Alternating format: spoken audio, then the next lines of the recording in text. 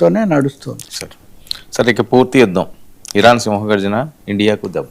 Iran అధ్యక్షుడు పెజెస్కియాన్ ఆయన కీలకమైన ప్రకటన చేశాడు. మేమేదో సర్దుబాట్లు చర్చలు అంటే వాటికి సిద్ధమయ్యాం కానీ అదేం జరగలేదు. సో ఇప్పుడు మేము ఫుల్ ప్లెడ్జ్డ్ వార్ చేస్తాము. ఫుల్ ప్లెడ్జ్డ్ వార్కు మేము సిద్ధమైపోవటం తప్ప మాకు వేరే గత్యంతరం లేదు. మేము చర్చలకు వచ్చినా కానీ మా మీద చేస్తున్నప్పుడు ఇంకా మేమేం చేయలేము. మాకు సమర్థత ఉంది, ఆ సన్నద్ధత కూడా ఉంది. ఒకవేళ లేకపోయినా మేము సర్వం అర్పించి పోరాడతాం.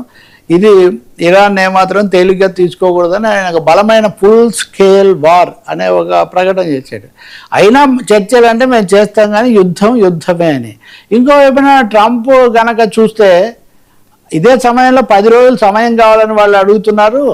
ఓ 10 రోజులు కావాలి అని మాకని ట్రంప్ అంటున్నాడంట. 10 రోజులు సమయం తీసుకొని ఈ 10 రోజుల్లో ఇరాన్ మీద మ్యాక్సిమం దాడి చేసి దాన్ని మరింత దెబ్బతీసిన తర్వాత చర్చలకు వెళ్ళాలి, లేకపోతే గతంలో లాగే మనల్ని ఒక ఆట ఆడిస్తారు అని ఒక వ్యూహాత్మకంగా ఎత్తుగడగా మాత్రమే చర్చలకు వెళ్ళాలి అన్నది ట్రంప్ అనుసరిస్తున్నారని చెప్పి ఇరాన్ ఇప్పుడు పిలిచినా మనం సులభంగా వెళ్ళకూడదని వాళ్ళు భావిస్తున్నారు. ఇజ్రాయెల్ అఫ్ కోర్స్ ఇంకో మాట కూడా ఫుల్ స్కేల్ వార్ అనడంలో 2 అర్థాలు ఉన్నాయి వర్మ. ఒకటి ఆ ఇస్లామిక్ రెవల్యూషనరీ గార్డ్స్ అనే వాళ్ళు చేసేది వాళ్ళు చేస్తారు.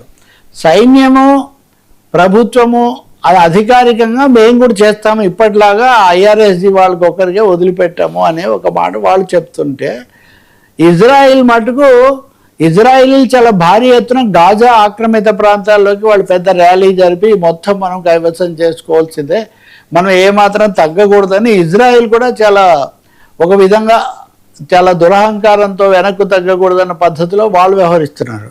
ఈ క్రమంలో ఇండియా కూడా చాలా నష్టపోతూ ఉంది, అమెరికాలో వచ్చే పరిణామాలు కాకుండా. అదేంటంటే హార్మోజ్లో 2 రోజులు ఒక విధానం 2 రోజులు ఒక విధానం అయిపోయి మధ్యలో మన నావికులు చనిపోయి మన ఇంధన సరఫరాల భారం పెరిగి ఎంతవరకు దాని మీద ఒక ప్రణాళిక రూపొందించుకోవడం కూడా చాలా కష్టంగా ఉంది.